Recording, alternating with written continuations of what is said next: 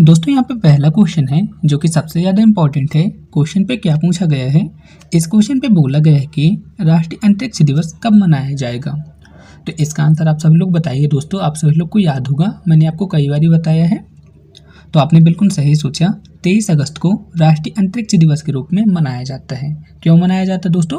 क्योंकि इसी दिन चंद्रयान 3 चंद्रमा की सतह पर लैंड किया था। ठीक है, इसी खुशी पे 23 अगस्त को राष्ट्रीय अंतरिक्ष दिवस मनाया जाएगा। ठीक है, ऑप्शन बी यहाँ पे इसका परफेक्ट आंसर रहेगा। ठीक है, 23 अगस्त यहाँ पे इसका करेक्ट आंसर रहेगा। दोस्तों आप मुझे कमेंट बॉक्स में लिख के बताएंगे कि पराक्रम दिवस कब मनाया जाता है। ठीक है, इसका आंसर आप मुझे कमेंट बॉक्स में लिख के बताइएगा, और किसकी याद में मनाया जाता है ये भी लिख के बताइएगा। अब दोस्तों एक बात आती है, आपने चंद्रयान 3 तो देखा है, ठीक है ना, जब वहाँ पे लैंड हुआ था, ठीक है, चंद्रमा के साउथ पोल पे लैंड हुआ था। तो किस पॉइंट पे लैंड हुआ था दोस्तों? उस पॉइंट का नाम क्या है? तो उस पॉइंट का नाम क्या है दोस्तों? शिव शक्ति पॉइंट। आपको इसे भी याद रखना है, ठीक है ना। तो ये वाला क्वेश्चन भी आपके एग्जाम पे पूछा जा सकते हैं। दोस्तों अब यहाँ पे नेक्स्ट क्वेश्चन है। क्वेश्चन पे क्या बोला है, हाल ही में प्रधानमंत्री नरेंद्र मोदी को किस देश का नागरिक सम्मान the grand cross of the order of honour से सम्मानित किया गया है। तो इसका करेक्ट आंसर क्या होगा दोस्तों? इंपॉर्टेंट है, और मैं आपको बता दूं आपके एग्जाम पे कुछ इस टाइप से एग्जाम पे क्वेश्चन पूछ लिए जाते हैं। तो दोस्तों इसका करेक्ट आंसर रहेगा ग्रीस। हाल ही में ग्रीस देश द्वारा प्रधानमंत्री नरेंद्र मोदी जी को the grand cross of the order of honour से सम्मानित किया गया है। ऑप्शन ए यहाँ पे इसका परफेक्ट आंसर हुआ। अब यहाँ पे नेक्स्ट क्वेश्चन है। इस क्वेश्चन पे क्या बोला है, इंडिया स्मार्ट सिटी पुरस्कार 2022 में बेस्ट नेशनल स्मार्ट सिटी का अवार्ड किस शहर को प्रदान किया गया। तो क्वेश्चन पे क्या बोला है, इंडिया स्मार्ट सिटी पुरस्कार 2022 में बेस्ट नेशनल स्मार्ट सिटी का अवार्ड किस सिटी को प्रदान किया गया। तो दोस्तों यहाँ पे पहले नंबर पे आता है इंदौर। ठीक है, पहले नंबर पे इंदौर आता है, सेकेंड नंबर पे आता है सूरत, और थर्ड नंबर पे क्या आता है मैं आपको बता देता हूँ। थर्ड नंबर पे आता है उत्तर प्रदेश का आगरा। ठीक है, तो आपको इसे भी याद रखना है। इंडिया स्मार्ट सिटी पुरस्कार 2022 पे पहले रैंक पे कौन है? इंदौर है। दूसरे रैंक पे कौन है? गुजरात है। और तीसरे रैंक पे कौन है? आगरा है। तो आपको इसे भी याद रखना है। ठीक है दोस्तों, सिंपल सा क्वेश्चन है, आप सब लोग इसे याद कर सकते हैं। अब दोस्तों नेक्स्ट क्वेश्चन है जो कि सबसे ज़्यादा इंपॉर्टेंट क्वेश्चन दोस्तों, और आपके एग्जाम पे ये वाला क्वेश्चन पूरे आने की चांसेस हैं। क्वेश्चन पे क्या बोला है, वर्ल्ड एथलेटिक चैंपियनशिप 2023 में गोल्ड मेडल लाने वाले पहले भारतीय कौन बने हैं। बहुत ही इंपॉर्टेंट क्वेश्चन है दोस्तों, आप सभी लोग बताइए। आपको तो याद ही होगा कि अपन गोल्डन बॉय किसे बोलते हैं दोस्तों? नीरज चोपड़ा जी को। तो नीरज चोपड़ा जी ही इसका करेक्ट आंसर रहेगा। दोस्तों मैं आपको बता दूं, वर्ल्ड एथलीट चैंपियनशिप हर 2 साल पे एक बार ही होता है, तो आपको इसे भी याद रखना है। और नीरज चोपड़ा जी पहले ऐसे भारतीय बने हैं जो वर्ल्ड एथलीट चैंपियनशिप 2023 पे मतलब गोल्ड मेडल लाने वाले पहले भारतीय बने हैं, तो आपको इसे भी याद रखना है। ठीक है, और ये हर 2 साल पे एक बार ही होता है। अब दोस्तों नेक्स्ट क्वेश्चन है। क्वेश्चन पे क्या बोला है, बागवाल मेले या देवी धुरा मेला का संबंध किस राज्य से है। आपको बताना है कि बागवाल मेले या फिर देवी धुरा मेले का संबंध किस राज्य से है। तो दोस्तों इसका करेक्ट आंसर रहेगा उत्तराखंड राज्य से रिलेटेड है।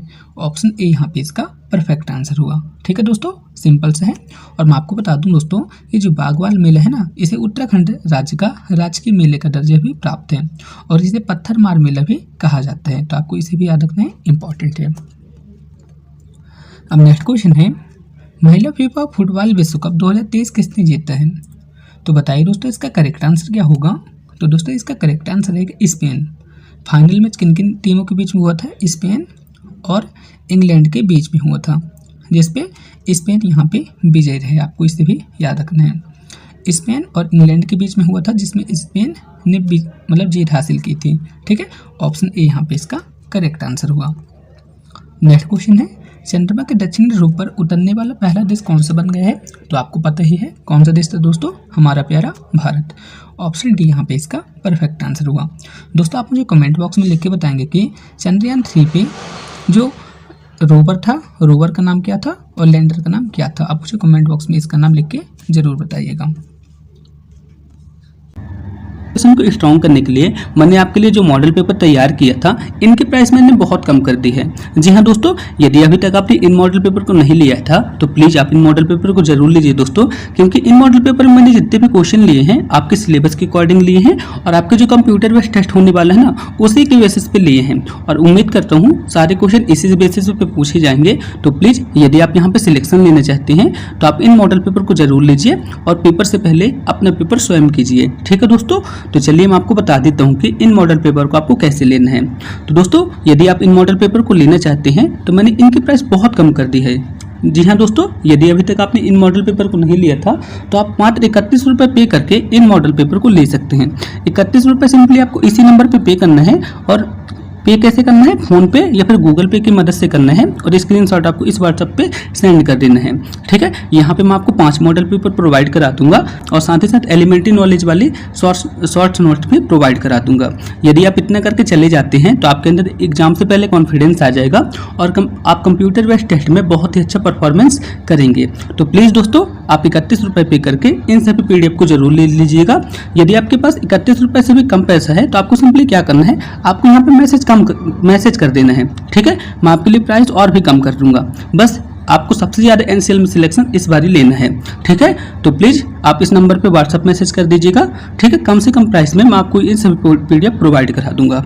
ठीक है दोस्तों, तो आप सभी लोग यहाँ पे देख सकते हैं मैंने आपकी प्रिपरेशन को स्ट्रॉन्ग करने के लिए जो मॉडल पेपर बनाया था, ये सभी मॉडल पेपर आप सभी लोग को शो हो रहे होंगे। यहाँ पे टोटल 5 मॉडल पेपर हैं। ठीक है, यहाँ पे टोटल 5 मॉडल पेपर है। यहाँ पे एक ट्रैफिक रूल वाली PDF भी मैंने प्रोवाइड कराया है और एलिमेंट्री नॉलेज वाली PDF भी प्रोवाइड कराया है। ठीक है, जिससे आपका शॉर्ट रिवीजन हो जाएगा। यहाँ पे टोटल 500 क्वेश्चन रहेंगे, साथ ही साथ एलिमेंट्री नॉलेज के नोट्स रहेंगे। यदि आप इतना कंप्लीट करके चले जाते हैं तो आपके अंदर एक कॉन्फिडेंस आएगा और आपका एग्जाम बहुत अच्छा जाएगा। ठीक है दोस्तों, तो यदि अभी तक आपने इन मॉडल पेपर को नहीं लिया था तो दोस्तों अब इन मॉडल पेपर को आप सिर्फ 31 रुपये पे करके इन मॉडल पेपर को ले सकते हैं। तो यदि अभी तक आपने इन मॉडल पेपर को नहीं लिया था तो प्लीज़ लीजिए और अपनी तैयारी पे अच्छा रिवीजन कीजिए और आप यहाँ पे सिलेक्शन लीजिए। ठीक है दोस्तों, तो ये सभी आपके लिए ही है। अब यहाँ पे नेक्स्ट क्वेश्चन है, 15वें ब्रिक्स शिखर सम्मेलन का आयोजन किस देश में किया गया। इंपॉर्टेंट क्वेश्चन दोस्तों, और ये वाले क्वेश्चन आपके एग्जाम पे पूछे ही जाते हैं। तो इसका करेक्ट आंसर रहेगा दोस्तों, 15वें ब्रिक्स शिखर सम्मेलन का आयोजन दक्षिण अफ्रीका पे किया गया।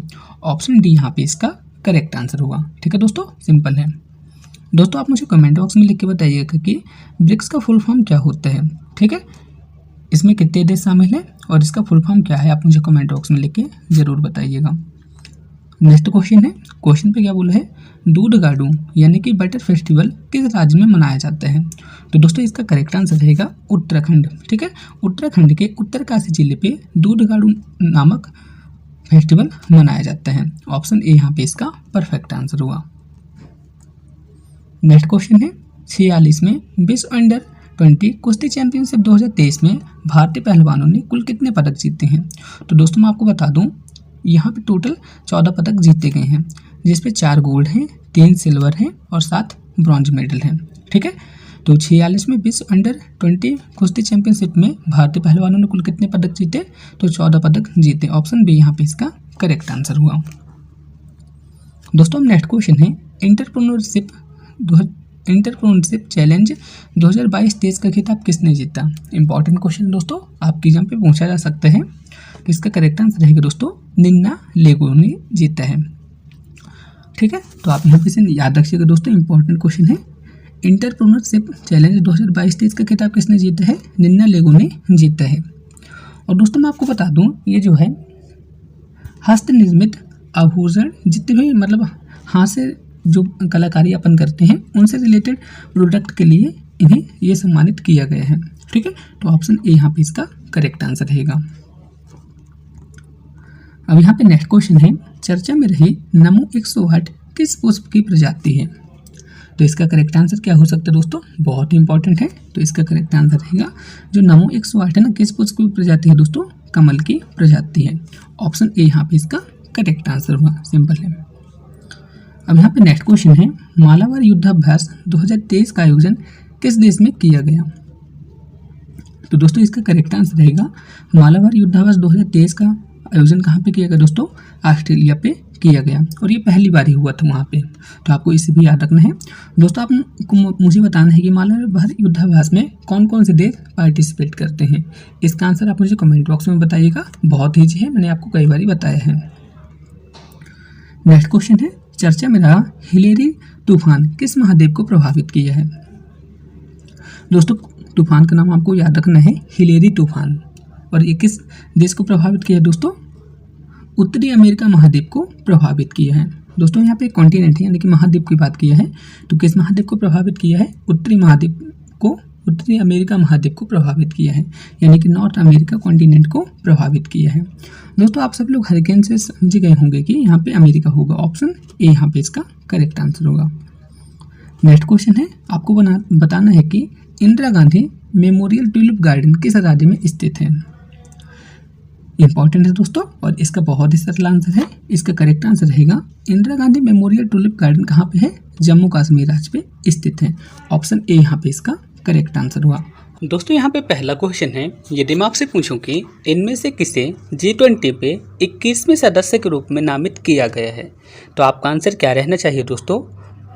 तो दोस्तों आप सभी लोग को ये तो पता होगा कि भारत इस वर्ष G20 की अध्यक्षता कर रहा है, ठीक है, आपको तो इतना पता ही है। तो आपको बताना है कि इस G20 सम्मेलन पे 21वें सदस्य के रूप में किसे नामित किया गया है। तो इसका करेक्ट आंसर क्या रहेगा दोस्तों? अफ्रीकन यूनियन, ठीक है, ऑप्शन ए यहाँ पे इसका करेक्ट आंसर रहेगा। दोस्तों मैं आपको बता दूं, अफ्रीकन यूनियन पे करीब 55 देश हैं और इसकी स्थापना कब की गई थी? इसकी स्थापना की गई थी सन 2001 पे, ठीक है। अफ्रीकन यूनियन की स्थापना कब की गई थी? सन 2001 पे। तो आपको इसे भी याद रखना है, G20 पे अफ्रीकन यूनियन को 21वें सदस्य के रूप में शामिल किया गया है। ऑप्शन ए यहाँ पे इसका करेक्ट आंसर हुआ।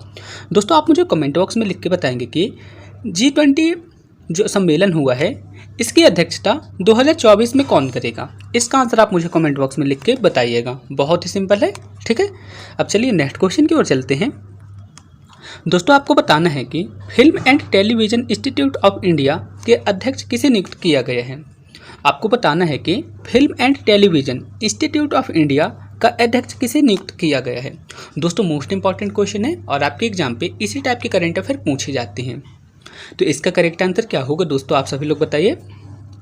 तो दोस्तों इसका करेक्ट आंसर रहेगा film and television institute of India का अध्यक्ष किसे नियुक्त किया गया है? आर माधवन को नियुक्त किया गया है। ऑप्शन ए यहाँ पे इसका करेक्ट आंसर रहेगा, ठीक है दोस्तों, सिंपल है, ऑप्शन ए यहाँ पे इसका करेक्ट आंसर हुआ। नेक्स्ट क्वेश्चन है, आपको बताना है कि सूर्य मिशन आदित्य L1 को किस प्रक्षेपण यान से छोड़ा गया था। आपको बताना है कि आप सब लोग को ये तो पता है कि जो सूर्य मिशन है आदित्य L1 को किस प्रक्षेपण यान की मदद से छोड़ा गया था। तो आपको बताना है कि इसका करेक्ट आंसर क्या होगा। और आदित्य L1 क्या है दोस्तों? एक सूर्य मिशन है, आपको इसे भी याद रखना है। इस टाइप के एग्जाम पे भी क्वेश्चन पूछे जा सकते हैं। तो दोस्तों मैं आपको बता दूं, जो L1 मिशन था, ठीक है, ये सूर्य मिशन है और इसे किस प्रक्षेपण यान द्वारा भेजा गया था? PSLV C57 के द्वारा भेजा गया था, ठीक है दोस्तों। इस प्रक्षेपण यान के द्वारा आदित्य L1 को लॉन्च किया गया था। कौन से ऑप्शन पे है? ऑप्शन सी यहाँ पे इसका करेक्ट आंसर हुआ, ठीक है दोस्तों, सिंपल है, आप सभी लोग इसे याद कर सकते हैं, इंपॉर्टेंट है। अब दोस्तों नेक्स्ट क्वेश्चन है, क्वेश्चन पे क्या बोला है? 18वें पूर्वी एशिया शिखर सम्मेलन और 20वें एशियन शिखर सम्मेलन का आयोजन कहाँ किया गया? तो आपको बताना है कि इसका करेक्ट आंसर क्या होगा दोस्तों। बहुत ही सिंपल है, आप सभी लोग थोड़ा सा सोचिए और इसके आंसर को बताइए। तो दोस्तों इसका करेक्ट आंसर रहेगा 18वें पूर्वी एशिया शिखर सम्मेलन और 20वें एशियन भारत शिखर सम्मेलन का आयोजन इंडोनेशिया पे किया गया। ऑप्शन डी यहाँ पे इसका करेक्ट आंसर होगा। नेक्स्ट क्वेश्चन है, दोस्तों आपको बताना है कि हाल ही में राष्ट्रीय केमिकल एंड फर्टिलाइजर लिमिटेड को नवरत्न का दर्जा दिया गया। दोस्तों मोस्ट इंपॉर्टेंट लाइन्स है, आप सभी लोग इसे नोट कर लीजिएगा कि RCF को नवरत्न का दर्जा दिया गया। आपको बताना है कि RCF का मुख्यालय कहाँ पे है। RCF का फुल फॉर्म क्या होगा दोस्तों? राष्ट्रीय केमिकल एंड फर्टिलाइजर्स लिमिटेड। इसे नवरत्न का दर्जा हाल ही पे दिया गया है। तो आपको बताना है कि इसका हेडक्वार्टर कहाँ पे है। सिंपल सा है, मैं आपको बता देता हूँ। इसका हेडक्वार्टर है पुणे पे, सॉरी इसका हेडक्वार्टर है मुंबई पे, ठीक है।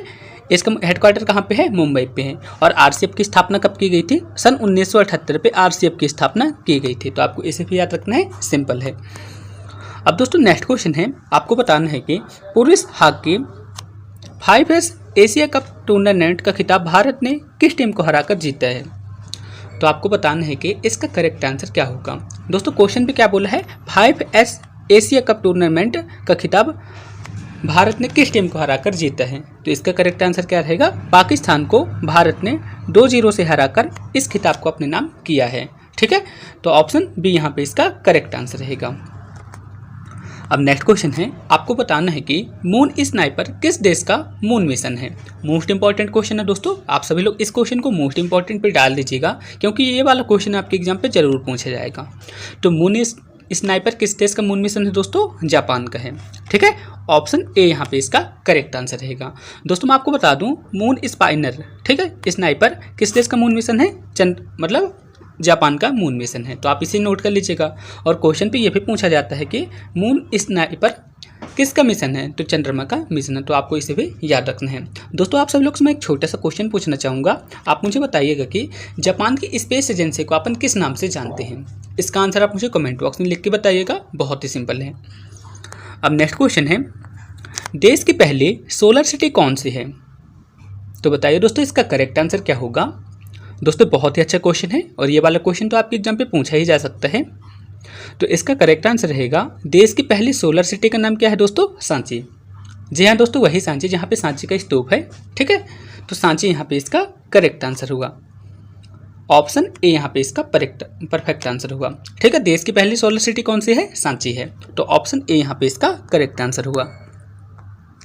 अब नेक्स्ट क्वेश्चन है, दुनिया की सबसे ऊंची नटराज प्रतिमा किस राज्य में स्थापित की गई है। तो बताइए इसका करेक्ट आंसर क्या हो सकता है। तो आपने बिल्कुल सही सोचा, दुनिया की सबसे ऊंची नटराज की प्रतिमा किस राज्य में स्थापित की गई है, तमिलनाडु पे। ऑप्शन ए यहाँ पे इसका करेक्ट आंसर होगा। ठीक है दोस्तों, ऑप्शन ए यहाँ पे इसका परफेक्ट आंसर होगा। अब नेक्स्ट क्वेश्चन है, भारत के पहले AI संचालित एंटी ड्रोन सिस्टम का नाम क्या दिया गया है। आपको क्वेश्चन पे बताना है कि भारत के पहले AI संचालित एंटी ड्रोन सिस्टम को क्या नाम दिया गया है। बहुत ही अच्छा क्वेश्चन है दोस्तों, बताइए इसका करेक्ट आंसर क्या होगा। और सबसे मेन बात, इस क्वेश्चन की इंपॉर्टेंस क्या है दोस्तों, यहाँ पे भारत के पहले लिख दिया है, तो इसलिए आपके एग्जाम पे पूछे जाने की पूरी पॉसिबिलिटी रखते हैं। तो इसका करेक्ट आंसर रहेगा, भारत के पहले AI संचालित एंटी ड्रोन सिस्टम का नाम क्या है, इंद्रजाल। ठीक है, ऑप्शन ए यहाँ पे इसका करेक्ट आंसर होगा। नेक्स्ट क्वेश्चन है, हाल ही में green hydrogen pilot in India सम्मेलन का आयोजन किया गया, कहाँ पे किया गया, आपको ये बताना है। तो कहाँ पे किया गया दोस्तों, ये नई दिल्ली पे किया गया है। ऑप्शन सी यहाँ पे इसका करेक्ट आंसर होगा। ठीक है, हाल ही में green hydrogen pilot in India का सम्मेलन कहाँ पे किया गया, नई दिल्ली पे किया गया। ऑप्शन सी यहाँ पे इसका करेक्ट आंसर होगा। नेक्स्ट क्वेश्चन है, आपको बताना है कि किस राज्य सरकार द्वारा मुख्यमंत्री कामधेनु बीमा योजना का आरंभ किया गया। बहुत ही अच्छा क्वेश्चन है दोस्तों, आप सभी लोग को इस क्वेश्चन के लिए मैं आपको 5 सेकंड की टाइमिंग देता हूं। आप सभी लोग सोचिए और इसके आंसर को बताइए। तो सिंपल सा है दोस्तों, इसका करेक्ट आंसर क्या रहेगा, मुख्यमंत्री कामधेनु बीमा योजना की शुरुआत कहाँ से की गई, राजस्थान से की गई। ऑप्शन बी यहाँ पे इसका करेक्ट आंसर हुआ। नेक्स्ट क्वेश्चन है, वन नेशन वन इलेक्शन हेतु किसकी अध्यक्षता में एक समिति का गठन किया गया। तो इसका करेक्ट आंसर क्या होगा दोस्तों, वन नेशन वन इलेक्शन की अध्यक्षता किस समिति के द्वारा गठन किया गया, रामनाथ कोविंद जी की अध्यक्षता में गठन किया गया। ऑप्शन ए यहाँ पे इसका करेक्ट आंसर रहेगा। और ये कौन है, भारत के पूर्व राष्ट्रपति हैं। नेक्स्ट क्वेश्चन है, आपको बताना है कि 31वें डूरेंट कप 2023 का खिताब किसने जीता है। तो दोस्तों सबसे पहले तो आप मुझे बताइए कि डूरेंट कप का संबंध किससे होता है। तो आपने बिल्कुल सही सोचा, डूरेंट कप का संबंध होता है फुटबॉल से। तो आपको बताना है कि इस फुटबॉल टूर्नामेंट को किसने जीता है। तो किसने जीता है दोस्तों, मोहन बागान ने ईस्ट बंगाल को हराकर जीता है। ठीक है, तो आपको इसे भी याद रखना है। नेक्स्ट क्वेश्चन है, आपको बताना है कि हाल ही में चर्चा में रहा पिरोला क्या है। तो पिरोला क्या है दोस्तों, इंपॉर्टेंट है। इसका करेक्ट आंसर रहेगा, कोविड-19 का एक नया वेरिएंट है। ठीक है, पिरोला क्या है दोस्तों, कोविड-19 का एक नया वेरिएंट है। ऑप्शन ए यहाँ पे इसका करेक्ट आंसर रहेगा। तो दोस्तों यहाँ पे हमने अभी तक करीब 15 से ज़्यादा क्वेश्चन को डिस्कस कर चुके हैं। अब नेक्स्ट क्वेश्चन है, इस क्वेश्चन पे क्या बोला है, 18वें G20 शिखर सम्मेलन का आयोजन भारत में किया गया। तो आपको तो ये भी पता है कि भारत इस वर्ष क्या कर रहा है, G20 शिखर सम्मेलन की अध्यक्षता कर रहा है। तो आपको बताना है कि इसकी थीम क्या है। तो इसकी थीम क्या है दोस्तों? वसुधैव कुटुंबकम। ऑप्शन ए यहाँ पे इसका करेक्ट आंसर रहेगा। बहुत ही इंपॉर्टेंट क्वेश्चन है दोस्तों, और ये वाला क्वेश्चन आपके एग्जाम पे जरूर आएगा। ठीक है, वसुधैव कुटुंबकम इसका करेक्ट आंसर हुआ। नेक्स्ट क्वेश्चन है, आपको बताना है कि किस राज्य ने सेलम सागू को GI टैग प्रदान किया है। क्वेश्चन पे क्या बोला है? हाल ही में किस राज्य ने सेलम सागू को GI टैग प्रदान किया गया है। दोस्तों मैं आपको बता दूं, जो ये सेलम सागू होता है ना, एक साबूदाना की तरह होता है, और इसे किस राज्य ने GI टैग प्रदान किया है? तमिलनाडु सरकार ने इसे GI टैग प्रदान किया है। ठीक है दोस्तों, ऑप्शन बी यहाँ पे इसका करेक्ट आंसर होगा। यदि मैं आपसे पूछूं कि IPL का फाइनल मैच किस स्टेडियम पे खेला गया था, तो दोस्तों आप सभी लोगों ने IPL के टाइम पे IPL के मैच को तो सारे देखे हुए होंगे, तो आपको बताना है कि इसका फाइनल मैच किस स्टेडियम पे खेला गया। तो आपका आंसर क्या रहेगा दोस्तों? आपने बिल्कुल सही सोचा, नरेंद्र मोदी स्टेडियम पे खेला गया था। किसके स्टेडियम के बीच खेला गया था? चेन्नई सुपर किंग्स और किसके बीच में खेला गया था? गुजरात टाइटंस के बीच खेला गया था, और जिसपे विजेता कौन था? चेन्नई सुपर किंग्स विजेता था। तो आपको इसे याद रखना है। और किस स्टेडियम पे खेला गया था? नरेंद्र मोदी स्टेडियम पे खेला गया था। तो आपको इसे भी याद करना है और इसे नोट कर लेना है। दोस्तों मैं आपसे एक छोटा सा क्वेश्चन पूछता हूँ जो कि IPL की हिस्ट्री से रिलेटेड है। यदि मैं आपसे पूछूं कि IPL का पहला संस्करण कब हुआ था, यानी कि IPL की शुरुआत कब हुई थी, और एज इट इज यही वाला क्वेश्चन आपके जो प्रीवियस एग्जाम हुआ था उस पर पूछा गया था। तो IPL की शुरुआत कब हुई थी दोस्तों? सन 2008 पे हुई थी। और सबसे पहली बार IPL किसने जीता था? तो किसने जीता था दोस्तों? आप सभी लोग बताइए। राजस्थान रॉयल्स ने जीता था। ठीक है, किसे हराकर जीता था? चेन्नई सुपर किंग्स को हराकर जीता था। तो आपको इसे भी याद रखना है। लेकिन क्वेश्चन पे सिंपल पे क्या पूछा था? IPL का फाइनल मैच किस स्टेडियम पे खेला गया? तो आपको याद रखना है नरेंद्र मोदी स्टेडियम पे खेला गया था। तो आपको इसे याद रखिएगा। और नरेंद्र मोदी स्टेडियम कहाँ पे है? गुजरात पे है। सिंपल है, आप सभी लोग इसे याद कर सकते हैं। अब दोस्तों बात आती है, यदि मैं आपसे पूछूं कि अजय वारियर युद्धाभ्यास किन किन देशों के मध्य होता है, तो थोड़ा सा आप सभी लोग सोचिए इसका करेक्ट आंसर क्या हो सकता है।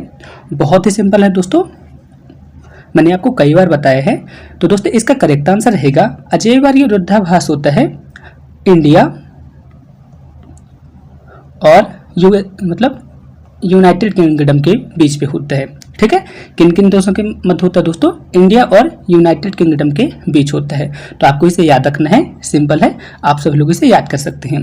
दोस्तों मैं आपको बता दूं, इंडिया और यूनाइटेड किंगडम के बीच पे 2 एक्सरसाइज होती है। पहली एक्सरसाइज का नाम क्या है? इंद्रधनुष युद्धाभ्यास। कौन सा है? इंद्रधनुष युद्धाभ्यास। और दूसरा है कोंकण युद्धाभ्यास। तो आप इसे नोट कर लीजिएगा, मैं यहाँ पे नोट कर ले रहा हूँ, कोंकण युद्धाभ्यास। ठीक है, आप सब लोग इसे लिख लीजिएगा। तो इंडिया और यूनाइटेड किंगडम के बीच में कौन कौन से युद्धाभ्यास होते हैं दोस्तों? पहला तो अजय वारियर हो गया, दूसरा इंद्रधनुष युद्धाभ्यास हो गया, और तीसरा कोंकण युद्धाभ्यास हो गया। ये इंडिया और यूनाइटेड किंगडम के बीच पे होता है। तो आप सभी लोग इसे नोट कर लीजिएगा, सिंपल है। अब दोस्तों बात करते हैं, यदि मैं आपसे पूछूं कि किस राज्य की हस्तकला मोतीनी पछेड़ी को GI टैग दिया गया है, तो दोस्तों आप सभी लोग ने मोतीनी पछेड़ी के नाम से आपको क्या याद आ रहा होगा? आप सभी लोग थोड़ा सा सोचिए। तो दोस्तों आपने बिल्कुल सही सोचा, गुजरात राज्य की मोतीनी पछेड़ी को GI टैग दिया गया है। तो दोस्तों आप सभी लोग सोच रहे होंगे कि ये क्या होता है, तो मैं आपको बता देता हूँ। जैसे कि आपकी चादर होती है ना, या बेडशीट होती है, बेडशीट या फिर चादर होती है, तो आप वहाँ पे देखेंगे कि जो दुर्गा माता होती है उसकी जो कहानियाँ होती हैं इस पर ड्रॉ कर दिया जाता है। ठीक है, यही होता है मोतीनी पछेड़ी। इसे गुजरात राज्य के लिए GI टैग प्रदान किया गया। तो आप इसे नोट कर सकते हैं, सिंपल है।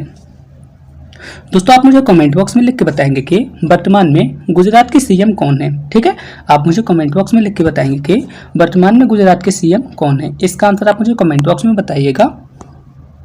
अब दोस्तों बात करते हैं, यदि मैं आपसे पूछूं कि वर्तमान में परमाणु ऊर्जा आयोग के अध्यक्ष किसे नियुक्त किया गया है, तो आपका आंसर क्या रहना चाहिए? सिंपल है दोस्तों। और इस टाइप का एक क्वेश्चन आपके प्रीवियस एग्जाम पे पूछा गया था कि परमाणु ऊर्जा आयोग का अध्यक्ष कौन होता है। तो दोस्तों सबसे पहले तो आप इसे नोट कर लीजिए, परमाणु ऊर्जा आयोग के अध्यक्ष कौन होता है? भारत का प्रधानमंत्री होता है। ठीक है, आपने इसे नोट कर लिया ना। लेकिन क्वेश्चन पे क्या बोला है? परमाणु ऊर्जा आयोग के अध्यक्ष के रूप में वर्तमान में किसे नियुक्त किया गया है? तो किसे नियुक्त किया गया है दोस्तों? AK मोहंती जी को नियुक्त किया गया है। तो आप इसे नोट कर लीजिए, सिंपल है, और आप सभी लोग इसे याद कर लीजिए। ठीक है ना, एक बार मैं आपको फिर से बता देता हूँ, परमाणु ऊर्जा आयोग के अध्यक्ष के रूप में किसे नियुक्त किया गया है? तो AK मोहंती जी को नियुक्त किया गया है। ठीक है, आप सभी लोग इसे नोट कर लीजिएगा, इंपॉर्टेंट है। अब दोस्तों बात करते हैं, यदि मैं आपसे पूछूं कि परमाणु ऊर्जा आयोग की स्थापना कब की गई थी? तो इसका आंसर क्या रहेगा? सन 1954 पे इसकी स्थापना की गई थी। ठीक है, सिंपल है, आप सभी लोग इसे याद कर सकते हैं। अब दोस्तों बात करते हैं वर्ल्ड प्रेस फ्रीडम इंडेक्स 2023 में भारत की रैंक कौन सी है? बहुत ही अच्छा क्वेश्चन है दोस्तों, और आपके एग्जाम पे डायरेक्ट पूछा जाएगा। ठीक है, तो आप सभी लोग बताइए इसका करेक्ट आंसर क्या हो सकता है?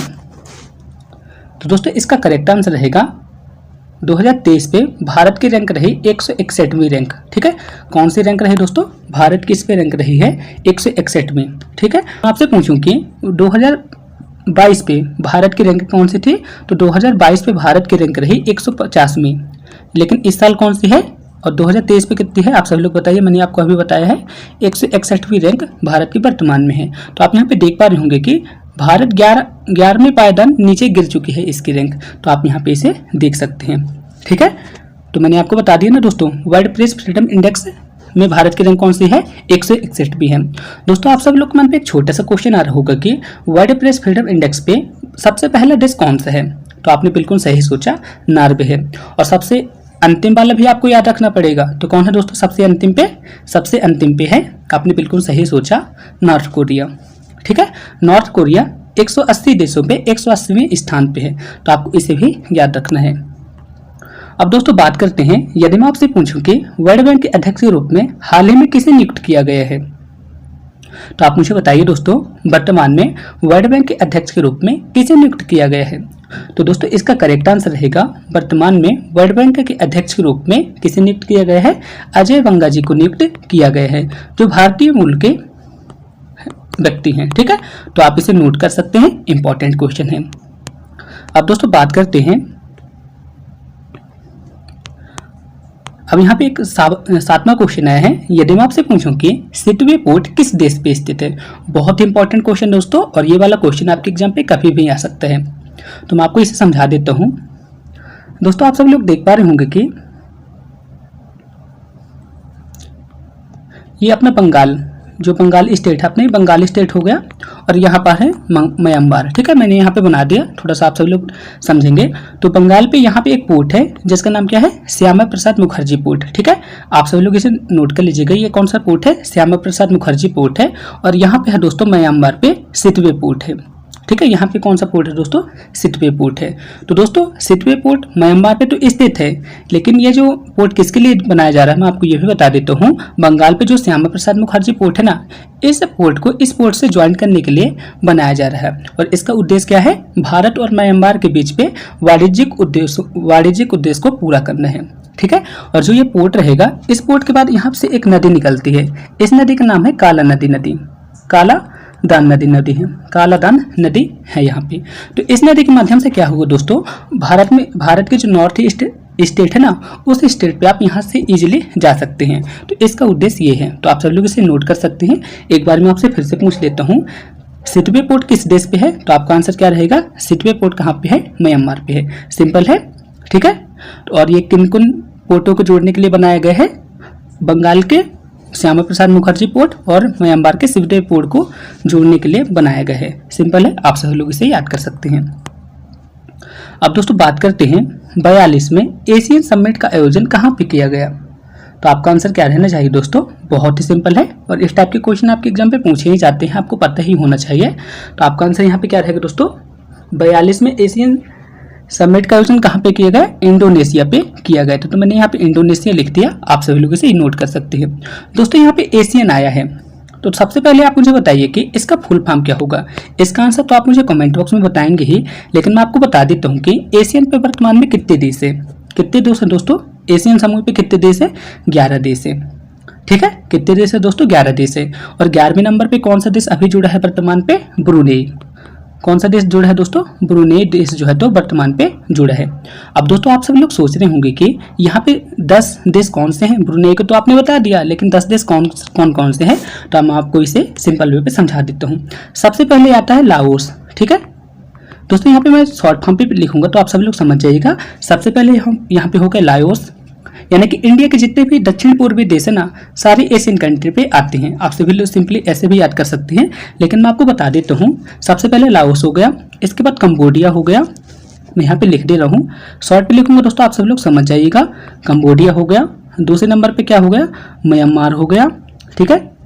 ये तीसरे नंबर पे म्यांमार हो गया। इसके बाद चौथे नंबर पे फिलीपींस हो गया। इसके बाद क्या हो गया दोस्तों, सिंगापुर, आपने बिल्कुल सही सोचा, सिंगापुर हो गया। इसके बाद थाईलैंड हो गया। इसके बाद क्या होगा दोस्तों, वियतनाम हो गया। और इसके बाद क्या होगा दोस्तों, कंबोडिया को तो मैंने बता दिया। इसके बाद होगा इंडोनेशिया, और एक और छूट रहा है, उसका नाम क्या है दोस्तों, मलेशिया। इस टाइप से दोस्तों मैंने 10 देशों के नाम यहाँ पे लिख लिया, Laos, Cambodia, Myanmar, Philippines, Singapore, Thailand. इसके बाद यहाँ पे मैंने क्या लिखा था, वियतनाम, इंडोनेशिया, और यहाँ पे क्या है, मलेशिया। दोस्तों आपको एक क्वेश्चन नोट जरूर कर लेना है। यहाँ पे क्या बोला है, एशियन। यदि मैं आपसे पूछूं कि क्या भारत एशियन समूह का सदस्य है, तो आपका आंसर क्या रहना चाहिए, नहीं, ठीक है। यही इसका करेक्ट आंसर रहेगा।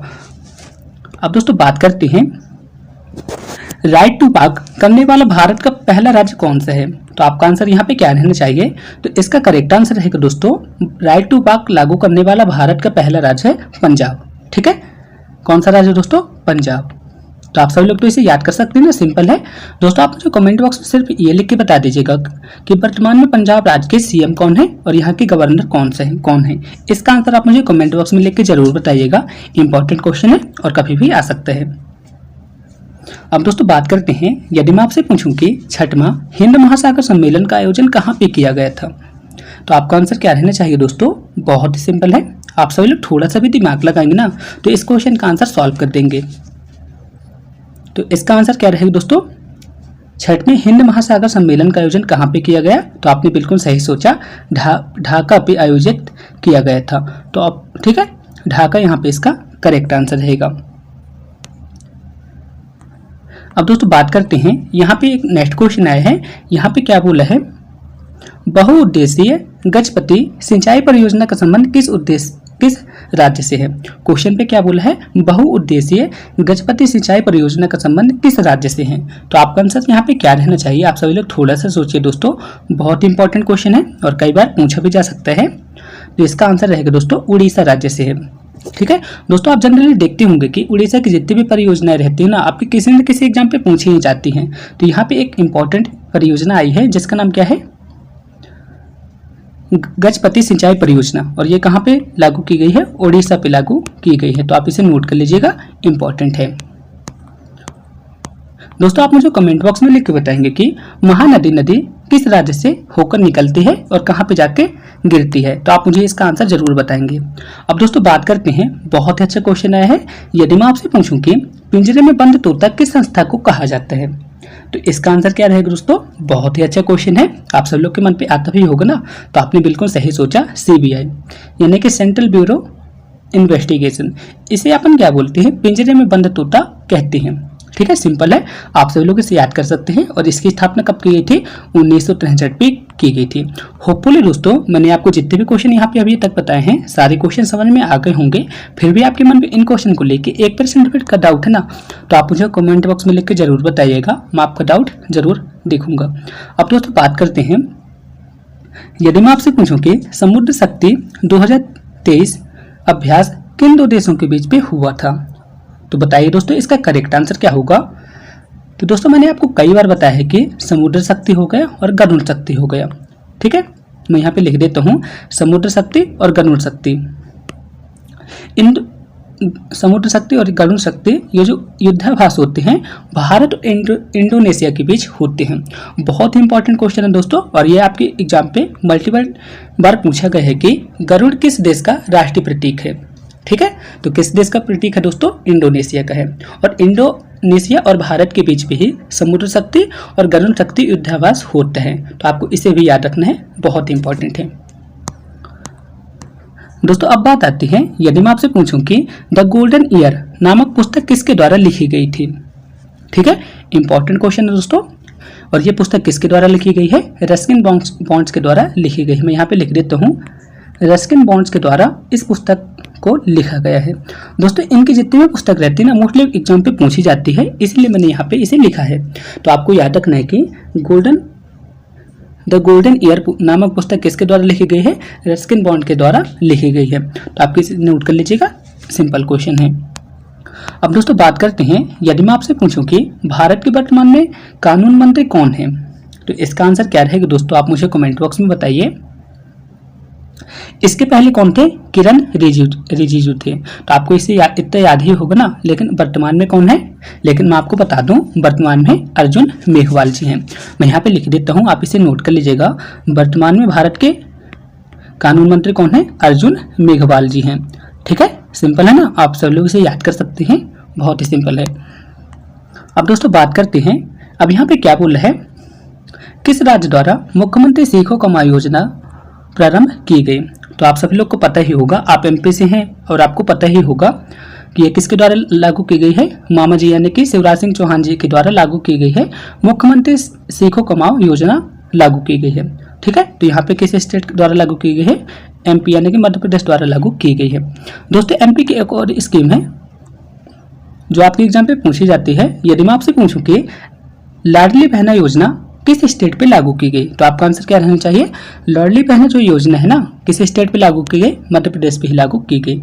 इसके द्वारा क्या होता है दोस्तों, जो महिलाएं रहती हैं उनको 1000 रुपये पर मंथ दिया जाता है। ठीक है, लाडली बहना योजना के तहत 1000 रुपये पर मंथ दिया जाता है। तो आप इसे नोट कर लीजिएगा, इंपॉर्टेंट है। लेकिन दोस्तों मैं यहाँ पे बात कर रहा था मुख्यमंत्री सीखो कमाओ योजना।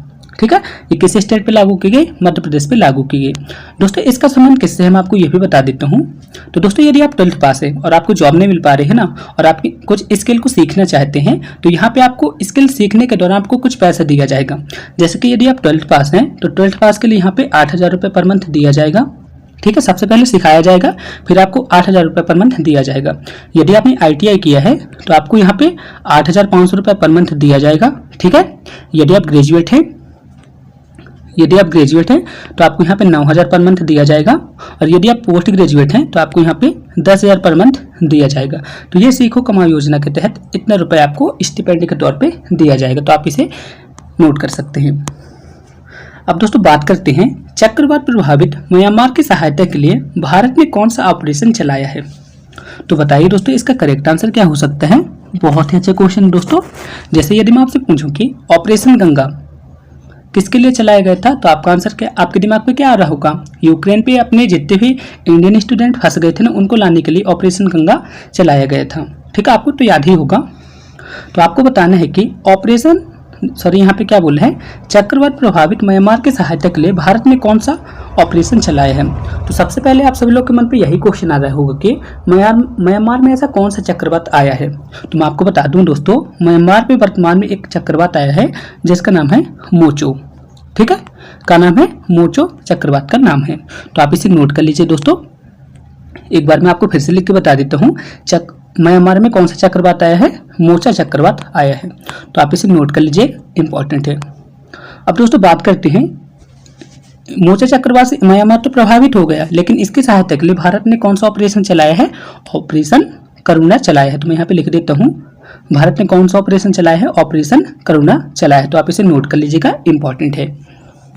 अब दोस्तों बात करते हैं, नए संसद भवन का डिजाइन किसने तैयार किया है। तो आपको बताना है कि नया संसद भवन का डिजाइन किसके द्वारा तैयार की गई थी। तो आपका आंसर यहाँ पे क्या रहना चाहिए, आप मुझे कमेंट बॉक्स में बताइए दोस्तों। तो दोस्तों आपने बिल्कुल सही सोचा, नए संसद भवन की डिजाइन किसके द्वारा तैयार की गई है, बिमल जी के द्वारा तैयार की गई है। ठीक है, किसके द्वारा तैयार की गई है, मैं यहाँ पे लिख देता हूँ, बिमल जी के द्वारा तैयार की गई है। इनका पूरा नाम मैं आपको बता देता हूँ। तो इनका नाम है दोस्तों बिमल सुतार जी। ठीक है, यहाँ पर मैंने आपको बता दिया, नए संसद भवन का डिजाइन किसके द्वारा तैयार की गई है, बिमल सुतार जी के द्वारा तैयार की गई है। दोस्तों आप सभी लोग सुतार से आपको याद आ रहा होगा कि जो गुजरात पे वल्लभ भाई पटेल जी की जो एक मूर्ति है, ठीक है, स्टैचू ऑफ यूनिटी उसे बोलते हैं, उसकी डिजाइन किसने की थी, तो आपको याद होगा राम सुतार जी ने की थी। लेकिन यहाँ पे नए संसद भवन की डिजाइन आई है, तो यहाँ पे इसकी डिजाइन किसने की है, बिमल सुतार जी ने की है। और बिमल सुतार जी को 2019 में पद्मश्री से भी नवाजा गया था। तो आप इसे नोट कर सकते हैं, आपके एग्जाम के लिए इंपॉर्टेंट है।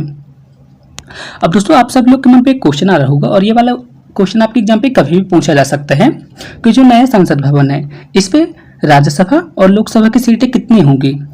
तो दोस्तों मैं आपको सबसे पहले बता दूं, यहाँ पे लोकसभा की सीटें कितनी रहेगी, लोकसभा की यहाँ पे सीट रहेगी 888 और राज्यसभा की यहाँ पे सीट रहेगी 384। तो आप इसे नोट कर लीजिए, ये वाला एक क्वेश्चन आपके एग्जाम पे पूछा जा सकता है।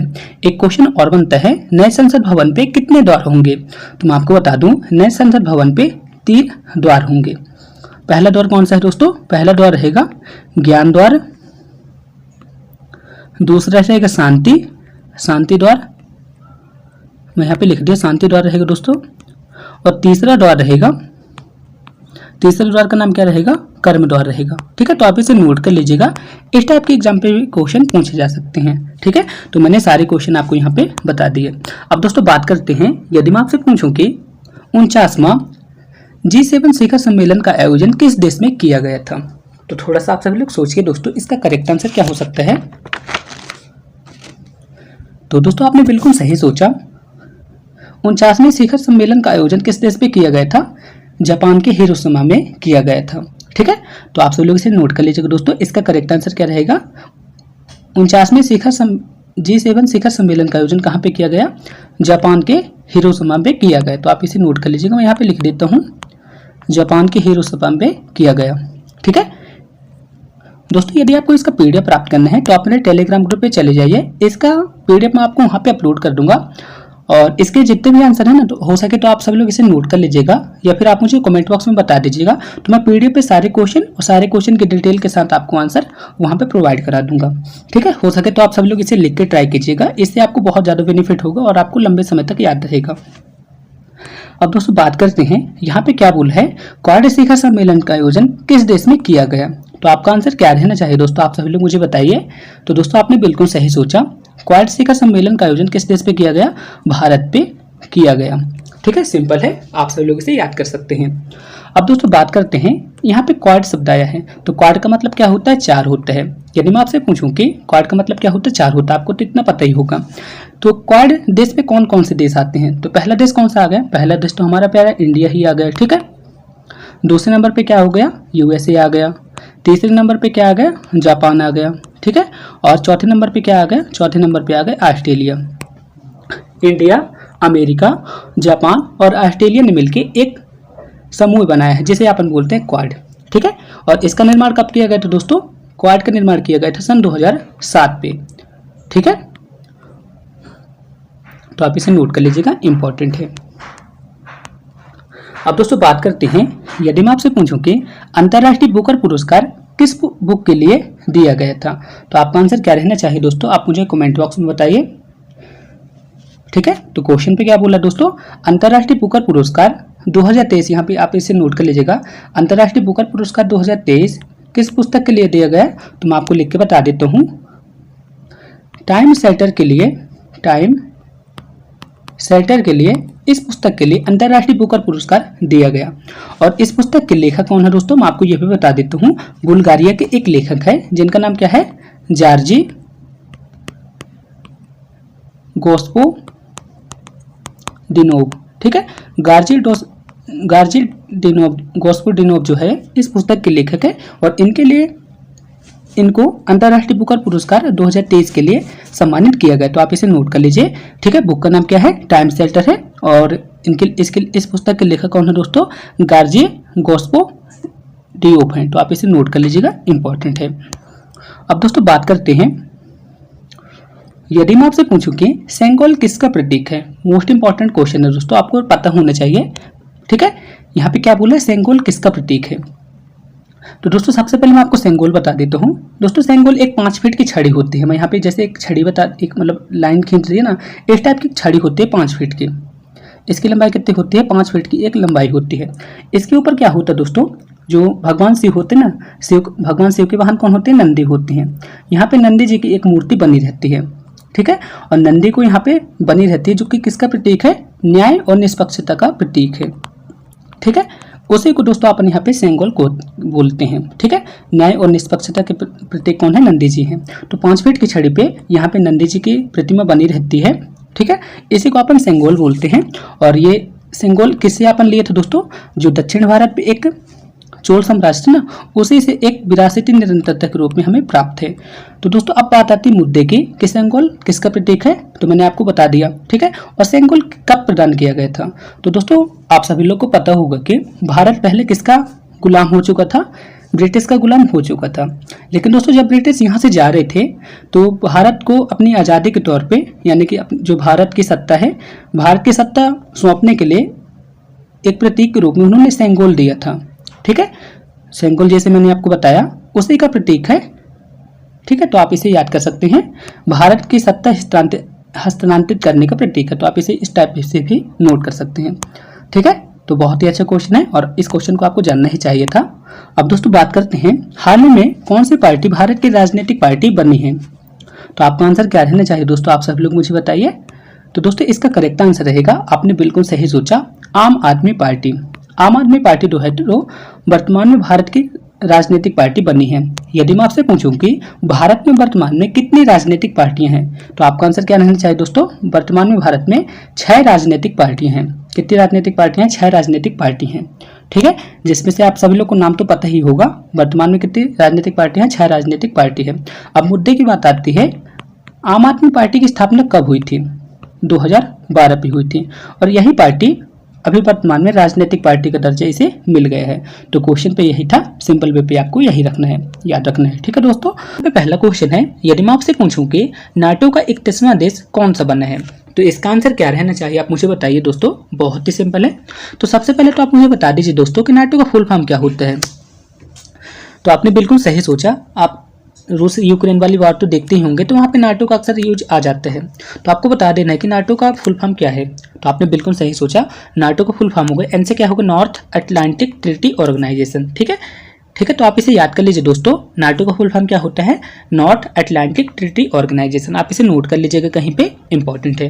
अब दोस्तों बात करते हैं, नाटो एक तरह का सैन्य संगठन है, मैं आपको इसे भी बता देता हूँ, एक तरह का सैन्य संगठन है। तो आप इसे भी नोट कर लीजिएगा, एक तरह का सैन्य संगठन है। और इसकी स्थापना कब की गई थी, 1949 पे इसकी स्थापना की गई थी। ये यदि इसके हेडक्वार्टर की बात करते हैं तो इसका हेडक्वार्टर कहाँ पे है दोस्तों, ब्रुसेल्स या फिर बेल्जियम पे है, ठीक है। कहाँ पे है दोस्तों, बेल्जियम पे इसका मुख्यालय है। तो आप इसे नोट कर लीजिएगा दोस्तों। इतना मैंने आपको नाटो के बारे में बता दिया। अब दोस्तों बात आती है मुद्दे की, यदि मैं आपसे पूछूं कि नाटो का 31वां देश कौन सा बना है, तो आपने बिल्कुल सही सोचा, फिनलैंड नाटो का 31वां देश बना हुआ है, ठीक है दोस्तों। सिंपल है, आप सभी लोग इसे याद कर सकते हैं। इतना आप सभी लोग को याद हो गया ना दोस्तों। अब बात करते हैं सेकंड क्वेश्चन पे। तो दोस्तों यहाँ पे क्या बोला है, ऑस्ट्रेलिया का सर्वोच्च सम्मान। तो सबसे पहले क्वेश्चन तो यहीं पे बन गए कि ऑस्ट्रेलिया का सर्वोच्च सम्मान क्या है, ऑर्डर ऑफ ऑस्ट्रेलिया है। जैसे आपको पता होगा कि भारत का सर्वोच्च सम्मान क्या है, भारत रत्न है, उसी तरह से ऑस्ट्रेलिया का सर्वोच्च सम्मान क्या होता है, ऑर्डर ऑफ ऑस्ट्रेलिया होता है। तो आपको बताना है कि ऑस्ट्रेलिया का सर्वोच्च सम्मान ऑर्डर ऑफ ऑस्ट्रेलिया से किसे सम्मानित किया गया है। तो किसे सम्मानित किया गया दोस्तों, मैं आपको बता देता हूँ, रतन टाटा जी को सम्मानित यहाँ पे किया गया है, ठीक है। रतन टाटा जी यहाँ पे इसका करेक्ट आंसर रहेगा। दोस्तों रतन टाटा जी से कुछ इंपॉर्टेंट क्वेश्चन हैं जो आपके एग्जाम पे पूछे जाते हैं, मैं आपको बता देता हूँ, ठीक है। रतन टाटा जी को सन 2000 पे पद्म भूषण का पुरस्कार दिया गया था। तो आप इसे नोट कर लीजिए दोस्तों, ठीक है।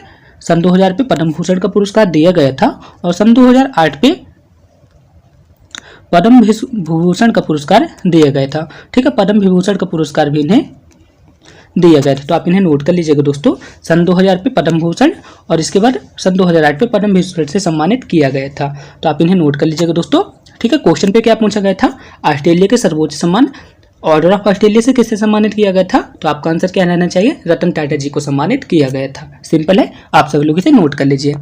अब दोस्तों बात करते हैं, निम्न में से किस ग्रह में सबसे अधिक चंद्रमा है। तो आप सभी लोग दोस्तों चंद्रमा देख के कंफ्यूज मत होइएगा, मैं आपको बता देता हूँ। चंद्रमा मीन्स हो गए उपग्रह। आपको बताना है कि किस ग्रह के सबसे अधिक उपग्रह हैं। तो आपका आंसर क्या रहना चाहिए दोस्तों, आपने बिल्कुल सही सोचा, शनि। शनि यहाँ पे इसका करेक्ट आंसर रहेगा। शनि पे करीब कितने ग्रह हैं दोस्तों, कितने उपग्रह हैं शनि के, तो शनि के टोटल 145 उपग्रह हैं। तो आपको इन्हें भी नोट करना है। इसके पहले कौन सा ग्रह था दोस्तों, बृहस्पति था। बृहस्पति के भी बहुत ज़्यादा उपग्रह थे, लेकिन सबसे ज़्यादा उपग्रह किसके हैं, शनि के हैं। तो आपको इसे नोट कर लेना है। अब दोस्तों आपको बताना है कि एशियन रेसलिंग चैंपियनशिप 2023 में भारत के लिए एकमात्र स्वर्ण पदक किसने जीता। तो आपका आंसर यहाँ पे क्या रहना चाहिए दोस्तों? दोस्तों यहाँ पे भारत के लिए एकमात्र शब्द आ गया है, इसलिए ये वाला क्वेश्चन इंपॉर्टेंट बन जाता है। तो इसका करेक्ट आंसर क्या रहेगा दोस्तों? अमन सहरावत। ठीक है, अमन सहरावत इसका करेक्ट आंसर रहेगा। अमन सहरावत जी ने एशियन रेसलिंग चैंपियनशिप 2023 पे भारत के लिए स्वर्ण पदक जीता है। ठीक है, तो आप इसे नोट कर लीजिएगा। इनका संबंध कैसे है? रेसलिंग से, तो आपको इसे भी याद रखना है। इस टाइप के क्वेश्चन भी आपके एग्जाम पे पूछे जा सकते हैं। ठीक है, अब दोस्तों बात करते हैं, आपको बताना है कि स्टेटस ऑफ टाइगर 2022 की रिपोर्ट के अनुसार भारत में बाघों की संख्या कितनी है? तो इसका करेक्ट आंसर क्या रहेगा दोस्तों? भारत में बाघों की संख्या कितनी है? 3167 बाघ भारत में वर्तमान में है। कितने बाघ है दोस्तों भारत में? 3167 बाघ भारत में हैं। दोस्तों आपको बताना है कि भारत के किस स्टेट पे सबसे ज़्यादा बाघ पाए जाते हैं। तो आपको कुछ ज़्यादा सोचना नहीं है। टाइगर स्टेट किसको कहते हैं दोस्तों? आपको पता ही होगा, मध्य प्रदेश को टाइगर स्टेट कहते हैं। और मध्य प्रदेश में कितने बाघ है दोस्तों? मैं आपको बता देता हूँ, जो हाल ही में रिपोर्ट आई है, इस रिपोर्ट के अनुसार भारत मध्य प्रदेश में 785 बाघ हैं। ठीक है, तो आपको इसे नोट कर लेना है। इसके बाद मध्य प्रदेश के बाद किसका नंबर आता है? कर्नाटक का। कर्नाटक में कितने बाघ है दोस्तों? करीब 563 बाघ हैं। तो आपको इसे भी याद रखना है। ठीक है दोस्तों, तो मैंने आपको बता दिया कि स्टेटस ऑफ टाइगर रिपोर्ट 2022 के अनुसार भारत में बाघों की संख्या कितनी है? 3167 है। तो आपको इसे भी याद रखना है। दोस्तों बाघ रिपोर्ट के बारे में मैं आपको बता दूं, ये हर चार साल में एक बार ही होती है।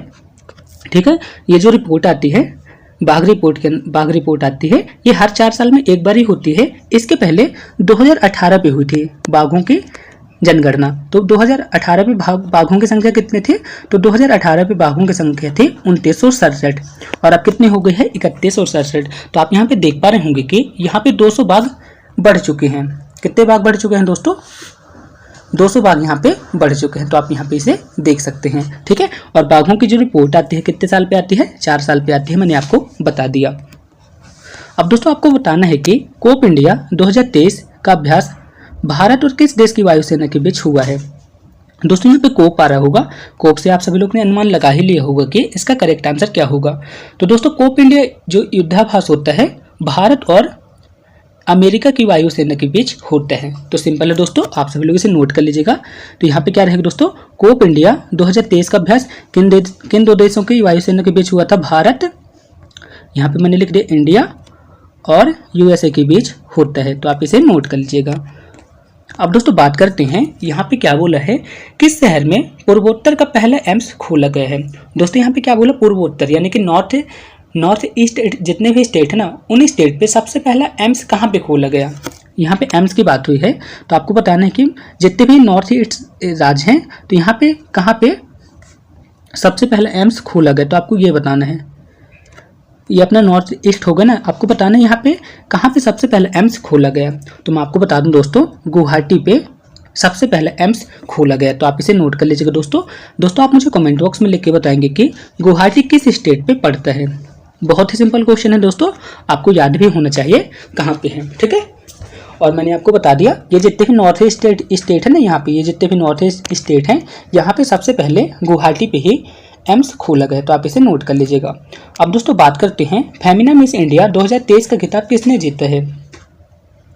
बताइए दोस्तों। तो आपने बिल्कुल सही सोचा, फेमिना मिस इंडिया 2023 का खिताब जीता है नंदिनी गुप्ता जी ने। ठीक है, यहाँ पे मैं लिख देता हूँ, नंदिनी गुप्ता जी ने फेमिना मिस इंडिया 2023 का खिताब जीता है। ठीक है, अब दोस्तों बात करते हैं, नदी के अंदर भारत के प्रथम मेट्रो ट्रेन किस शहर में शुरू की गई? क्वेश्चन पे क्या बोला है? नदी के अंदर भारत के प्रथम मेट्रो ट्रेन की शुरुआत किस शहर में शुरू की गई? तो इसका करेक्ट आंसर क्या रहेगा दोस्तों? आप सभी लोग थोड़ा सा सोचिए दोस्तों। इस क्वेश्चन के लिए मैं आपको 10 सेकंड की टाइमिंग देता हूँ। थोड़ा सा आप सभी लोग थोड़ा सा दिमाग लगाइए। उम्मीद करता हूँ दोस्तों आपने बिल्कुल सही सोचा होगा। तो दोस्तों मैं आपको बता दूं, नदी के अंदर भारत का प्रथम मेट्रो स्टेशन कहाँ पे खोला गया दोस्तों? कोलकाता पे खोला गया। और किस नदी पे खोला गया दोस्तों? मैं यहाँ पे कोलकाता लिख देता हूँ। कोलकाता मेट्रो स्टेशन पे बनाया गया, नदी के अंदर। ठीक है, और ये जो है तो किस नदी पे बनाया गया है? हुगली नदी के अंदर। ठीक है, हुगली नदी के अंदर ये बनाया गया है मेट्रो। ठीक है, तो आपको इसे भी नोट कर लेना है, इंपॉर्टेंट है। अब दोस्तों बात करते हैं, नेक्स्ट क्वेश्चन है, आपको बताना है कि विश्व के सबसे अधिक आपराधिक देशों की सूची में भारत की रैंकिंग कौन सी है? तो दोस्तों आपको बताना है कि विश्व के सबसे अधिक आपराधिक देशों की सूची पे भारत की रैंक कौन सी है? तो दोस्तों मैं आपको बता देता हूँ, यहाँ पे भारत की रैंक है 77वीं। ठीक है, तो आपको इसे नोट कर लेना है। यहाँ पे भारत की रैंक कौन सी है? 77वीं। पहले स्थान पे कौन है दोस्तों? पहले स्थान पे है वेनेजुएला। ठीक है, ये पहले स्थान पे है। दूसरे स्थान पे कौन है? पापुआ न्यू गिनी, ये दूसरे स्थान पे है। और तीसरे स्थान पे क्या है दोस्तों? अफगानिस्तान। और इसी तरह की लिस्ट पे भारत कौन से स्थान पे है दोस्तों? भारत 77वें स्थान पे है। तो आपको इसे भी नोट कर लेना है। दोस्तों मैं आपको बता दूं, जो आपराधिक रिपोर्ट होती है ना, किन किन चीज़ों को देख के बनाई जाती है, जैसे कि भ्रष्टाचार हो गया, ठीक है, मादक पदार्थों की तस्करी हो गया, हत्या हो गई, चोरी हो गए, इनको आधार बना के ये रिपोर्ट जारी की जाती है। तो आपको इसे भी ध्यान रखना है। अब दोस्तों बात करते हैं दीनानाथ मंगेशकर पुरस्कार से किसे सम्मानित किया गया। दोस्तों मैं आपको बता दूं, दीनानाथ मंगेशकर पुरस्कार की शुरुआत 2022 में ही की गई थी। और सबसे पहले दीनानाथ मंगेशकर पुरस्कार किसे दिया गया था? नरेंद्र मोदी जी को दिया गया था। तो आपको इसे भी नोट करना है, कभी भी एग्जाम पे पूछा जा सकते हैं। तो नरेंद्र मोदी जी यहाँ पे पहले दीनानाथ मंगेशकर पुरस्कार से सम्मानित किए गए थे। अब दोस्तों बात करते हैं दीनानाथ मंगेशकर पुरस्कार 2023 किसे प्रदान किया गया। तो किसे प्रदान किया गया दोस्तों? आशा भोसले जी को प्रदान किया गया। तो मैं यहाँ पे लिख देता हूँ, आशा भोसले जी यहाँ पे इसका करेक्ट आंसर रहेगा। ठीक है, इन्हें 2023 पे दीनानाथ मंगेशकर पुरस्कार से सम्मानित किया गया। अब दोस्तों बात करते हैं, आपको बताना है कि निम्न में से किस क्रिकेटर को Wisden cricketer of the year का पुरस्कार दिया गया। ठीक है दोस्तों, आपको बताना है कि यहाँ पे इसका करेक्ट आंसर क्या होगा। तो दोस्तों मैं आपको बता दूं, विजडन क्रिकेटर ऑफ ईयर का पुरस्कार किसे दिया गया दोस्तों? हरमनप्रीत कौर जी को दिया गया, जो कि वुमेन टीम की कप्तान है। तो आपको इसे भी याद रखना है, मैं यहाँ पे लिख देता हूँ। ठीक है, विजडन क्रिकेटर ऑफ द पुरस्कार का खिताब किसे दिया गया दोस्तों? हरमनप्रीत कौर जी को दिया गया। तो आप इसे नोट कर लीजिएगा दोस्तों, इंपॉर्टेंट है। ठीक है, अब दोस्तों बात करते हैं, सूडान में फंसे भारतीयों को सुरक्षित वापसी के लिए भारत ने कौन सा ऑपरेशन शुरू किया गया। ठीक है, आपको बताना है कि जो सूडान पे भारतीय फंस गए थे, उनको सुरक्षित वापस लाने के लिए भारत ने कौन सा ऑपरेशन चलाया। तो इसका करेक्ट आंसर क्या रहेगा दोस्तों? ऑपरेशन कावेरी। ठीक है, यहाँ पे इसका करेक्ट आंसर क्या रहेगा दोस्तों? ऑपरेशन, यहाँ पे मैं लिख देता हूँ दोस्तों, कौन सा ऑपरेशन चलाया है? ऑपरेशन कावेरी। तो आपको इसे नोट कर लेना दोस्तों। अब दोस्तों बात आती है मुद्दे की। यदि मैं आपसे पूछूं कि ऑपरेशन गंगा क्यों चलाया गया था, तो ऑपरेशन गंगा कहाँ पे चलाया गया था दोस्तों? रूस यूक्रेन का जब युद्ध हो रहा था, तो वहाँ पे जितने भी स्टूडेंट पढ़ रहे थे ना, उनको भारत वापसी लाने के लिए ऑपरेशन गंगा चलाया गया था। इसी तरह से बात आती है दोस्तों ऑपरेशन राहत। तो ऑपरेशन राहत कब चलाया गया था दोस्तों? यमन से भारतीयों को सुरक्षित लाने के लिए ऑपरेशन राहत चलाया गया था। अब दोस्तों बात करते हैं ऑपरेशन मैत्री की। तो ऑपरेशन मैत्री कब चलाया गया था दोस्तों? जब नेपाल पे भूकंप आया था। उस भूकंप से भारतीयों को सुरक्षित लाने के लिए ऑपरेशन मैत्री चलाया गया था। इसी तरह से अब बात आती है दोस्तों ऑपरेशन दोस्त। ऑपरेशन दोस्त अभी हाल ही पे हुआ था। तो आपका आंसर क्या रहना चाहिए दोस्तों? जो तुर्की पे भूकंप आया था ना, उनको अपन सहायता देने के लिए ऑपरेशन दोस्त चलाए थे। तो आपको इन्हें भी याद रखना है। इस टाइप के क्वेश्चन भी आपके एग्जाम पे पूछे जा सकते हैं। अब दोस्तों बात करते हैं, संजीता चानू का संबंध किस खेल से है। तो दोस्तों मैं आपको बता दूं, इन पे नाडा की तरफ से अभी इन पे बैन लग चुका है। ये 4 साल के लिए बैन हो गई हैं। लेकिन आपको बताना है दोस्तों, इनका संबंध किस खेल से है। तो किस खेल से दोस्तों? वेट लिफ्टिंग, यानी कि भारोत्तोलन से इनका संबंध है। तो मैं यहाँ पे लिख देता हूँ, इनका संबंध किससे है दोस्तों? भारोत्तोलन। ठीक है, यानी कि वेट लिफ्टिंग से इसका संबंध है। तो आप इसे नोट कर लीजिएगा, वेट लिफ्टिंग यहाँ पे इसका करेक्ट आंसर रहेगा। अब दोस्तों बात करते हैं नाडा की। तो नाडा का फुल फॉर्म क्या होगा दोस्तों? National anti doping agency. ठीक है, नेशनल एंटी डोपिंग एजेंसी है, जो जितने भी खिलाड़ी होते हैं ना, उनको इस टेस्ट से गुजरना होता है। अब दोस्तों बात करते हैं, किस राज्य की कांगड़ा चाय को यूरोपीय जीआई टैग प्रदान किया गया। तो दोस्तों आपने कांगड़ा का नाम सुनते भी आपको याद आ गए होगा कि हिमाचल प्रदेश। तो आपने बिल्कुल सही सोचा, हिमाचल प्रदेश की कांगड़ा चाय को जीआई टैग प्रदान किया गया है। ठीक है, और दोस्तों मैं आपको बता दूं, भारत की तरफ से कांगड़ा चाय को जीआई टैग कब प्रदान किया गया था। तो सन 2005 पे जीआई टैग इन्हें प्रदान किया गया था। ठीक है, अब दोस्तों बात करते हैं, आपको बताना है कि महिला T20 विश्व कप 2023 का खिताब किसने जीता। तो किसने जीता दोस्तों? तो मैं आपको बता देता हूँ, ऑस्ट्रेलिया यहाँ पे इसका करेक्ट आंसर रहेगा। और ये कहाँ पे हुआ? तो दोस्तों ये हुआ था साउथ अफ्रीका पे। ठीक है, साउथ अफ्रीका पे ये मैच हुआ था। और ये फाइनल मैच किसके किसके बीच हुआ था दोस्तों? साउथ अफ्रीका और ऑस्ट्रेलिया के बीच में हुआ था, जिसपे ऑस्ट्रेलिया जीत गया था। ठीक है, तो आपको इसे भी याद रखना है कि आईसीसी महिला T20 विश्व कप 2023 का खिताब किसने जीता है? ऑस्ट्रेलिया ने जीता है। अब दोस्तों बात करते हैं किस राज्य में भारत की पहली वाटर मेट्रो की शुरुआत की गई। तो यहाँ पे क्या बात आई है दोस्तों? भारत की पहली वाटर मेट्रो की शुरुआत किस राज्य में की गई? तो आपने बिल्कुल सही सोचा, केरल। केरल पे पहली वाटर मेट्रो की शुरुआत की गई थी। और मैंने पहले इसके क्वेश्चन क्या बताया था दोस्तों? भारत के किस स्टेट पे नदी के अंदर मेट्रो स्टेशन बनाया गया था? तो कहाँ पे बनाया गया दोस्तों? मैंने आपको बताया था कोलकाता की हुगली नदी पे मेट्रो स्टेशन बनाया गया था। तो आपको इसे भी याद रखना है। अब दोस्तों बात करना है, यहाँ पे क्या बोला है, किस राज्य ने संतोष ट्रॉफी 2023 का खिताब जीता है? तो इसका करेक्ट आंसर क्या रहेगा दोस्तों? बहुत ही सिंपल है दोस्तों। तो बताइए दोस्तों इसका करेक्ट आंसर क्या रहेगा? तो इसका करेक्ट आंसर रहेगा संतोष ट्रॉफी का खिताब किसने जीता है दोस्तों? कर्नाटक टीम ने जीता है। किसे हरा के जीता दोस्तों? ये मेघालय टीम को हरा के जीता है संतोष ट्रॉफी का खिताब। ठीक है, तो मैंने आपको यहाँ पे लिख के बता दिया कि संतोष ट्रॉफी का खिताब 2023 में किसने जीता है? कर्नाटक राज्य ने मेघालय को हरा के जीता है। तो आप यहाँ पे इसे देख सकते हैं।